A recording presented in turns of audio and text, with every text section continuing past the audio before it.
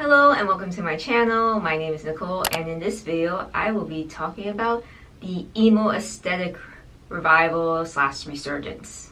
Because let's be honest here, it was not a phase, mom, as I still wear copious amounts of black clothing and occasionally still paint my nails black.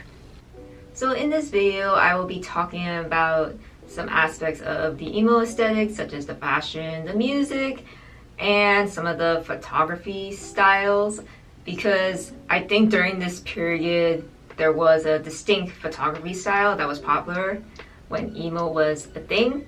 So if you are into this type of content and other photography lifestyle content, you should like and subscribe. In this video I will be specifically talking more about 2000s emo, when it was more in the mainstream versus when it was in the 90s or the Midwestern style emo, which is a little bit more niche and underground. But this one will focus more on mainstream emo, which was in the 2000s.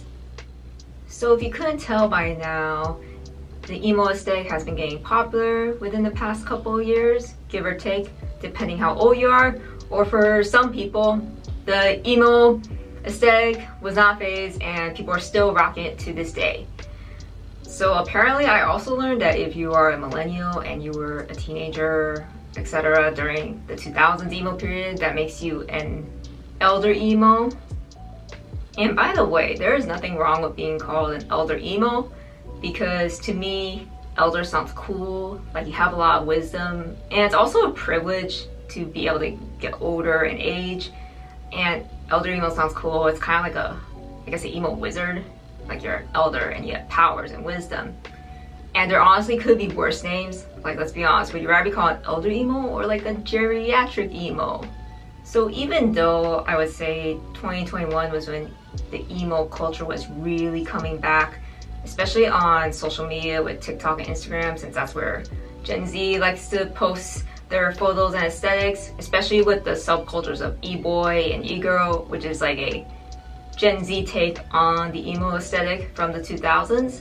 There is definitely a demand and love for emo culture, I would say, nowadays, especially as you can see with the When We Were Young festival lineup that Live Nation dropped and sold out instantly and had such huge demand. They even made it so it was 3 days of the same festival lineup instead of just having a 3-day emo festival like Coachella. But as I always say, nostalgia is something that corporations will capitalize on.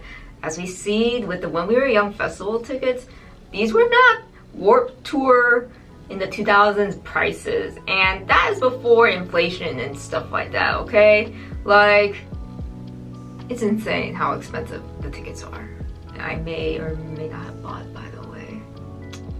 But prior to this When We Were Young festival announcement, there has been this DJ, I guess, party group. I'm not sure what exactly to call it, but it's called Emo Night, and they've been around for a few years now. And they travel around the US and they play basically 2000s emo music. So that's a little bit more budget friendly, but it's definitely carrying into the elder emo, millennial, 2000s emo kids that are all grown up and just miss those times and want the throwbacks. So I have seen comments and memes on the internet about how people that bought When We Were Young festival tickets and when it sold out, how they were commenting like, where were all these emo kids when I was in high school? And there's a couple reasons for that, I think.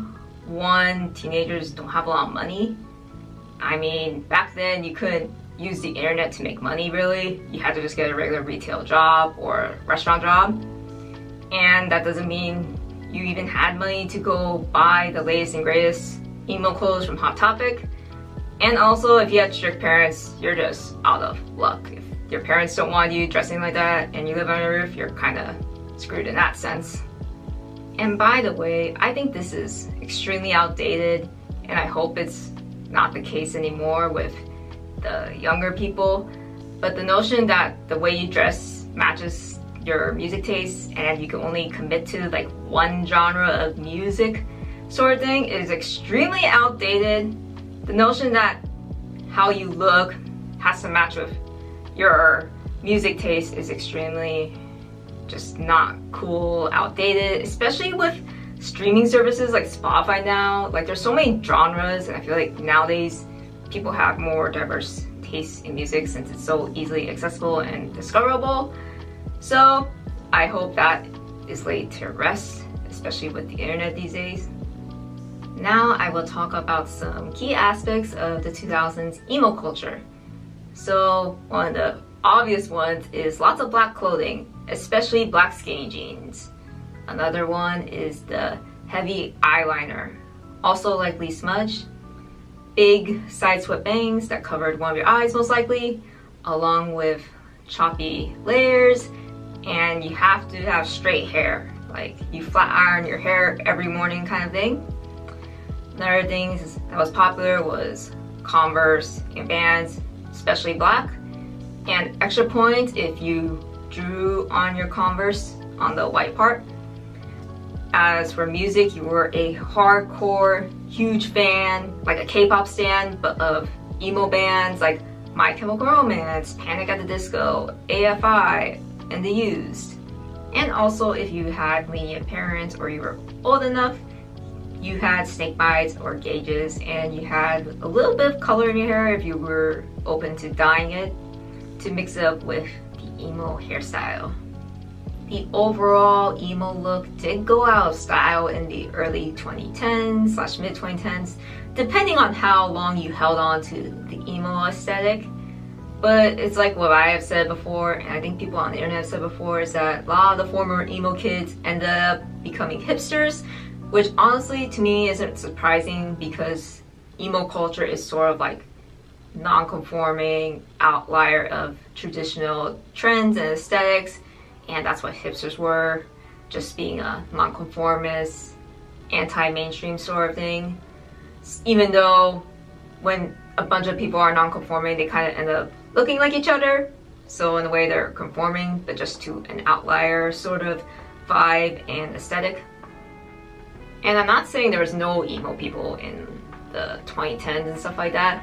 I would say there were emo people, but it's definitely more on the down low, and it took on like a different look and maybe wasn't as hardcore like 2000s emo style, but they still listened to the music and stuff like that.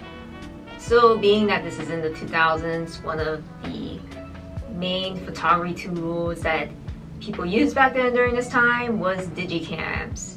Now on my channel I also have a video on indie sleaze and the digicam resurgence, so if you're interested in that video I will leave a link in the description box.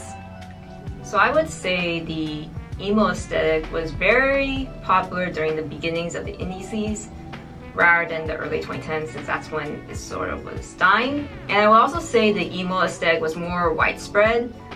Like I think in most high schools there was always an emo kid or a group of emo kids, versus I wouldn't say the same necessarily of indie sleaze. I always thought indie sleaze was more prevalent in hipster cities like LA, San Francisco, or New York City for example, where there's a lot of young people out of high school going out to clubs and raves and stuff like that, dressing in the colorful clothes. So I would say emo was definitely more widespread compared to indie sleaze. But of course, this really just depends on how fast the area you live in adopts and goes through trends. Like obviously, someone in LA is gonna go through trends a lot faster than someone in Oklahoma City. But with the internet, that might be not as noticeable as before, but I would still say the trendy cities like LA and New York will definitely get trends and start them faster and end them faster. If you were a teenager or a young adult at the time of peak emo culture, you had a Myspace.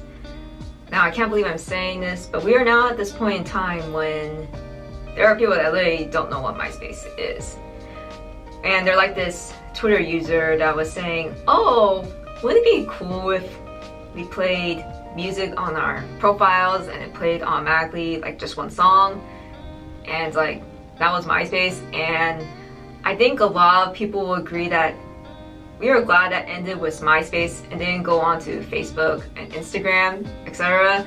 Because even though I'm pretty sure a lot of people put a lot of thought into picking the perfect song for their MySpace profile to match their picture and what they like at time and whatever image they want to portray with their music, because that was a big deal back then, that doesn't mean other people enjoy going on someone's profile and hearing a song automatically play.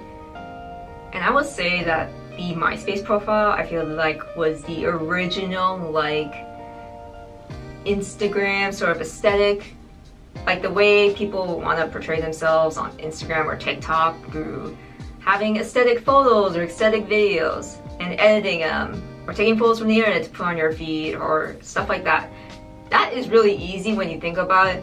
Back then on MySpace, you had to use HTML and CSS to customize your layout, and you have to look up the hex code if you want a certain color.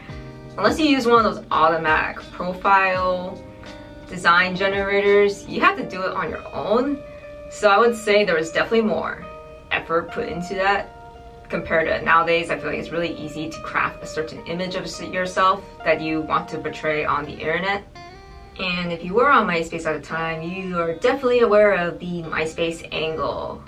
For those that do not know, the MySpace angle is when you take your camera, most likely a Digicam, maybe a camera phone, but not like an iPhone or anything, but like a flip phone or like one of those texting phones that have a camera. And when I say camera, it's like potato quality, like 2-3 megapixels. And it's when you take your photographing device and you put it at arm's length, angling it down and catching a certain angle of your face, likely hiding part of it or part of your body, or you're hiding a lot of your face with a little bit showing and most of your body, depending on what you wanted to show off more. The other popular photography angle was taking a selfie with the camera pointing at the mirror and with the flash going off. And like how I mentioned in my Indie Sleaze video, these digicams were not high quality whatsoever, and of course cell phones back then did not have high quality pictures as well. So these MySpace photos that people took for their profiles and stuff like that, they would have the flash go off, and that would sort of like make your face look really white or brighten it to the point where you kind of really only see your eye makeup. This is when the smoky black eyeliner look pops, because you know it pops out amongst the faded skin tone, and if you wore a bright color lipstick, that would also pop. I would say one of the key differences between Indie Sleaze digicams and MySpace digicams was that a lot of MySpace images were photoshopped compared to Indie Sleaze, where it was more just photo dumps, unedited, stuff like that. A lot of MySpace images were photoshopped, and I'm not talking about like super advanced face tuning kind of Photoshop. I'm talking about just putting random filters, or the ones that came with a digicam. Like for example, some people would just take photos with the black and white setting and look really emo and sad. Or some people would use that setting on digicam where it will accent a certain color but the rest of it is black and white. That was popular during the time. And also just doing random Photoshop editing you can find on the internet. Nothing advanced or fancy or anything like that. But that was definitely a thing during the MySpace emo period. So part of the reason I think these MySpace angles and photo editing style took off was because back in the 2000s, body positivity was not really a thing. It was basically you had to be skinny and that was it. So I would say that the MySpace angles sort of helped people like post images of themselves, but they got to control the angle and they did what they thought looked good at the time. So I would say nowadays though, we're a lot better, we're more inclusive, but back then being thick was definitely not a good thing, unfortunately, at the time.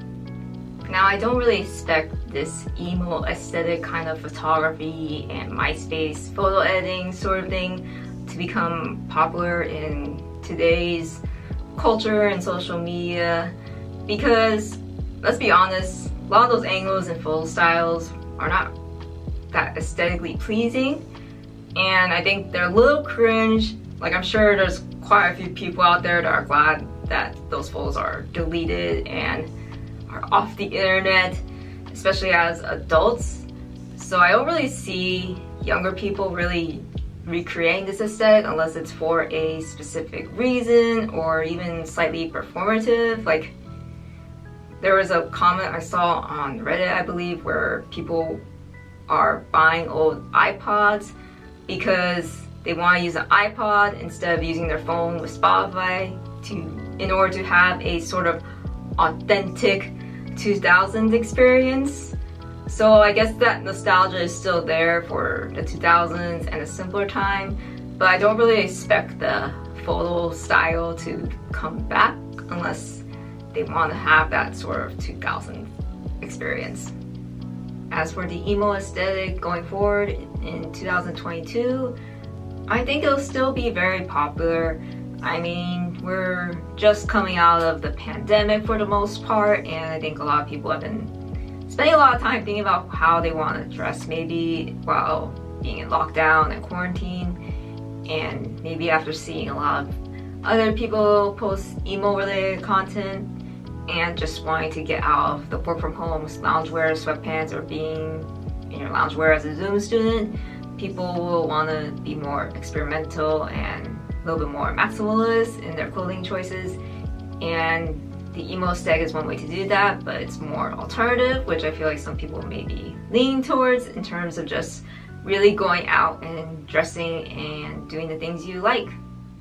Also, with the fact that a lot of bands have not had tours the last couple of years during the pandemic, I think there's a huge demand for that, as we have seen with the When We Were Young festival and the Emo Night tour coming back. I think a lot of people want to go out and attend shows and be in the crowd and also have fun dressing up for these type of events. So that is it for this video. Thank you so much for watching. Please like, comment, and subscribe, and comment below on what you think of the emo aesthetic. Anyways, thanks again, and I'll see you guys next time. Bye!